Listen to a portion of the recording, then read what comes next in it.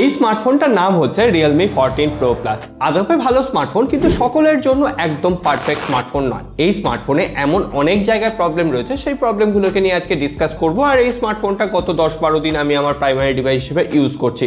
So এবার সঠিক সময় হয়ে গেছে এই ফোনটার সম্পর্কে ফিডব্যাক শেয়ার করা। আদৌ কি ফোনটা কেনা ঠিক হবে? এই ফোনটা কেনা ঠিক হবে কিনা সেটা তো ভিডিও শেষে গিয়ে আপনি অটোমেটিক্যালি বুঝে যাবেন। তবে হ্যাঁ, ভিডিওর প্রথমেই আপনি ভিডিওটা লাইক করে রাখতে পারেন, সাবস্ক্রাইব করে নোটিফিকেশন বেল আইকনটা প্রেস করে রাখতে পারেন, যাতে এই ধরনের জেনুইন রিভিউ সবার আগে বাংলা ভাষায় আপনার কাছে পৌঁছে যায়। প্রথমে যদি আমরা লুকস এবং ডিজাইন নিয়ে কথা বলি, তাহলে আদপে এক দেখাতে স্মার্টফোনটা কিন্তু দেখতে বেশ ভালোই লাগছে। তবে এই স্মার্টফোনটা ব্যাক প্যানেলে পলিকার্বনেট রয়েছে, এমনকি যে ফ্রেমটা রয়েছে সেটাও কিন্তু পলিকার্বনেট। আর ফোনটার দাম নিছকই কম নয়। যদি বেস ভ্যারিয়েন্ট কিনতে যাওয়া হয় তাহলে 8GB 128GB প্রায় 30,000 রুপির আশেপাশে দাম। তো সেদিক থেকে আমরা glass body design, metal frame এগুলো আশা করতে পারি, কিন্তু তার জায়গায় রিয়েলমি একটা কুল সেন্সিটিভ টেকনোলজি দিয়েছে। অর্থাৎ এই স্মার্টফোনের ব্যাক প্যানেলে যদি আপনি বরফ রাখেন তাহলে এটার কালারটা চেঞ্জ হয়ে যাবে। আমার একবারের জন্য এটা আমার টেস্ট করে দেখার ইচ্ছে হয়নি। এটা বড়ই বোকা বোকা একটা ফিচার, কারণ ফোনের ব্যাক প্যানেলে আপনি বরফ রেখে সবাইকে দেখাবেন না, দেখো আমার ফোনের কালার চেঞ্জ হয়ে গেছে। বুঝলাম যদি স্মার্টফোনটার কালার হয়তো বাইরে গেছি চেঞ্জ হয়ে যাচ্ছে, সেটা আলাদা ধরনের একটা ভাইব ছিল, কিন্তু এটার কোনো রকম ভাইব নেই। তার উপরে স্মার্টফোনটার যে ক্যামেরা মডিউলটা সেটা যথেষ্ট বড়, অর্থাৎ যদি কভার না লাগিয়ে আপনি বেঞ্চের ওপর রাখেন তাহলে ক্যামেরায় স্ক্র্যাচ পড়ে যাওয়ার সম্ভাবনা রয়েছে। তবে হ্যাঁ, এর বক্সে যে কভারটা রয়েছে কভারটা যথেষ্ট ভালো, কভার প্রোটেক্ট থাকছে। আর ফোনটার ব্যাক প্যানেলে হালকা ম্যাট ফিনিশ থাকায় এখনো পর্যন্ত কোনো রকম স্ক্র্যাচ আসেনি। ফোনটা 194 গ্রামের আশেপাশে ওজন, তবে ফ্রেমটা আমার একটু কিন্তু ঠিক মনে হয়েছে। যাই হোক, ওভারঅল এর ডিজাইনে আপনি 10-এ কত দেবেন সেটা জানান। আমি 10-এ 7 থেকে 7.5 বড় জোর দিতে পারি। তার থেকেও বড় কথা, এখানে IP67, 68, 69 রেটিং দেওয়া হয়েছে, অর্থাৎ আপনি জলের তলায় অনায়াসে ফোনটাকে ইউজ করতে পারবেন। তবে আবারও মনে করিয়ে দিই, কোনো রকম ওয়ারেন্টি পাবেন না যদি ওয়াটার ড্যামেজ হয়ে যায়। আর ডুয়েল সিম কার্ড স্লট রয়েছে, কোনো রকম মাইক্রো এসডি কার্ড স্লট নেই। আর ওপরের দিকে একটা মনে হচ্ছে আয়ার ব্লাস্টার রয়েছে, তবে কোনো রকম এখানে আমি যেহেতু অ্যাপ্লিকেশন সাপোর্ট পেলাম না, তাই জন্য এটা টেস্ট করতে পারিনি। এবার ডিসপ্লে নিয়ে কথা বলার সময় হয়ে গেছে। এখানে 6.83 ইঞ্চির একটা quad curve 1.5K 120Hz AMOLED display দেওয়া হয়েছে। ডিসপ্লেটা যথেষ্ট শার্প ছিল, আর কোয়াড কার্ভ হয় এর যে বেজেল আর চিন একেবারে প্রায় নেই বললেই চলে। এর পাশাপাশি এখানে 1500 নিটসের পিক ব্রাইটনেস রয়েছে। আমরা ডাইরেক্ট সানলাইটে ইউজ করে দেখলাম, কোনো রকম অসুবিধা হয়নি। আর ডিসপ্লেতে ইন ডিসপ্লে ফিঙ্গারপ্রিন্ট সেন্সরও রয়েছে, যেটা যথেষ্ট পারফেক্ট এবং অ্যাকুরেসির সাথে কাজ করছে। ডিসপ্লেতে কর্নিং গরিলা গ্লাস 7i এর প্রোটেকশন রয়েছে। তবুও বলবো আপনারা একটা স্ক্রিন প্রোটেক্টর ইউজ করবেন, না হলে ডিসপ্লেতে ছোট ছোট মাইনর স্ক্র্যাচ কিন্তু অলরেডি আসা শুরু হয়ে গেছে। যাই হোক, এর ডিসপ্লেতে সব থেকে বড় প্রবলেম যেটা আমার লেগেছে 120Hz রিফ্রেশ রেট, সেটা শুধুমাত্র এর যে হোম পেজ রয়েছে বা এর মেনু বাটন সেগুলো সাপোর্ট করছে। বাদবাকি যখনই কোনো অ্যাপ্লিকেশন আমি খুলতে যাচ্ছি, হয় সেটা 60Hz অথবা সেটা 90Hz সুইচ করে যাচ্ছে। ফলে কোথাও কোথাও একটু মনে হচ্ছে ল্যাগ করছে, কোথাও কোথাও একটু স্লো ওপেন হচ্ছে। তো এই ব্যাপারটা সফটওয়্যার অপটিমাইজেশনের জন্যই হচ্ছে। আর এটা সফটওয়্যার নিয়ে আরও বেশ কিছু কথা বলার রয়েছে, সেগুলো একটু পরে কথা বলছি। যাই হোক, ইউটিউবে আমরা 4K HDR ভিডিও চালিয়ে দেখলাম, সেটা স্মুথলি চলছে। আর যে ভিডিও দেখার এক্সপিরিয়েন্স যথেষ্ট ভালো ছিল, কারণ যথেষ্ট শার্প কালার দিচ্ছিল, এমনকি ডাইনামিক রেঞ্জও যথেষ্ট ভালোভাবে মেনটেন করতে পারছিল। ভিউইং অ্যাঙ্গেলেও ইস্যু পাইনি। আর যদি আমি সাউন্ড কোয়ালিটি নিয়ে কথা বলি, তাহলে ডুয়েল স্টুডিও স্পিকার দেওয়া হয়েছে। স্পিকারের বেসটা একটু কম মনে হয়েছে। এই প্রাইস পয়েন্টে এর থেকে বেটার সাউন্ড কোয়ালিটি আমি আশা করেছিলাম। তো ডিসপ্লে আর মাল্টিমিডিয়া এক্সপিরিয়েন্সে 10-এর মধ্যে 7.5 আমি দিতে পারি, কারণ স্পিকার কোয়ালিটি আরেকটু বেটার হওয়া উচিত ছিল। এরপর যদি আমরা ফোনটা পারফরমেন্স নিয়ে কথা বলি, তাহলে Qualcomm Snapdragon 7S Gen 3 chipset দেওয়া হয়েছে। এটা কিন্তু একটা মিড রেঞ্জার প্রসেসর, যেটা 30,000 প্রাইস পয়েন্টকে কখনোই জাস্টিফাই করছে না। তার উপরে UFS 3.1 স্টোরেজ টাইপ, DDR5 না 4x র্যাম দেওয়া হয়েছে। 5x র্যাম দেওয়া হলেও বুঝতাম। আমরা অ্যান্টুডু চেক করলাম, 7,45,000-এর উপরে একটা স্কোর এসছে।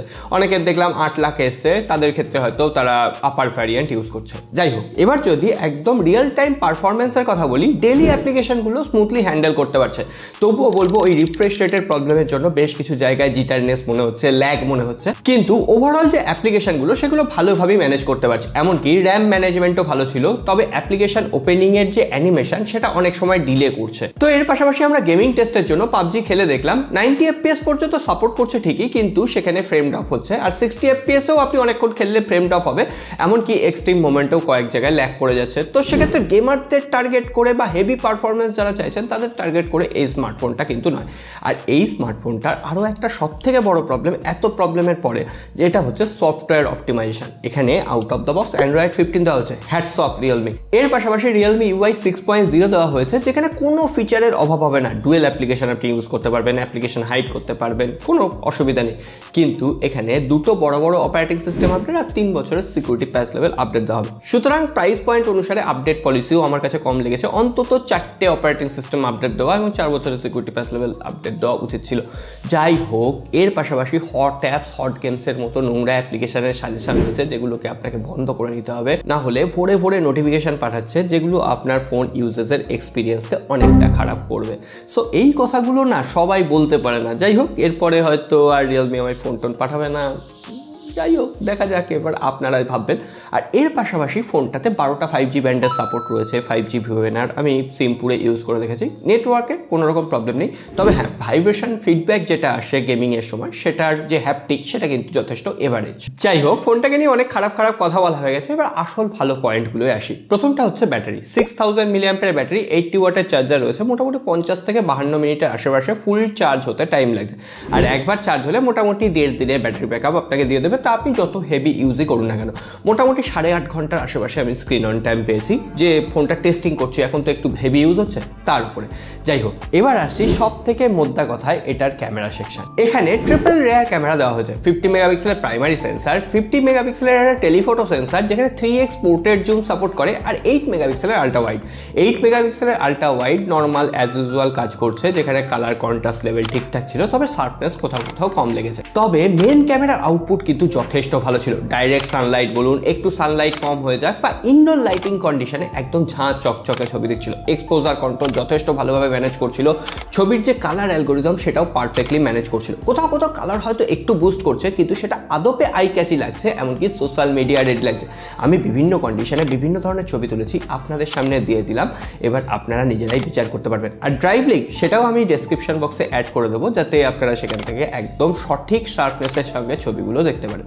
যাই হোক, আমি কিন্তু ক্যামেরা নিয়ে সত্যিই ইমপ্রেসড। আর এখানে যে 3x পোর্ট্রেট টেলিফটো সেন্সারটা রয়েছে, সেটা দিয়ে ছবি তুললে সেই ছবিগুলো মনে হচ্ছে একদম DSLR এর তোলা ছবি। তবে হ্যাঁ, ছবির শার্পনেস একটু কম ছিল, সেটা প্রাইস রেঞ্জ বিচার করে আমি অতটা কমপ্লেন করছি না, কিন্তু যে এডজ টু এডজ ডিটেকশনগুলো ছিল সেটা পারফেক্টলি ম্যানেজ করতে পারছিল। আমার মনে হচ্ছে এই প্রাইস পয়েন্টে one of the best camera smartphone portrait ক্যামেরার ক্ষেত্রে। কারণ এই প্রাইস পয়েন্টে আপনি যদি পারফরমেন্স দেখতে চান, সেখানে হয়তো টেলিফটো সেন্সার পাবেন না। আর এখানে সত্যিই পারফরমেন্সে বেশ কিছু জায়গায় প্রবলেম রয়েছে, সফটওয়্যার অপটিমাইজেশন খারাপ, কিন্তু ক্যামেরার দিক থেকে 1 নম্বর। আর হ্যাঁ, ক্যামেরার সবটাই তো ভালো হতে পারে না, দু একটা খারাপ জায়গাও আছে। এখানে পেছনের দিকে ব্যাকগ্রাউন্ড থেকে যদি কোনো রকম লাইট আসে না, তখন ক্যামেরাটা ঠিকভাবে এক্সপোজার মেনটেন করতে পারছে না।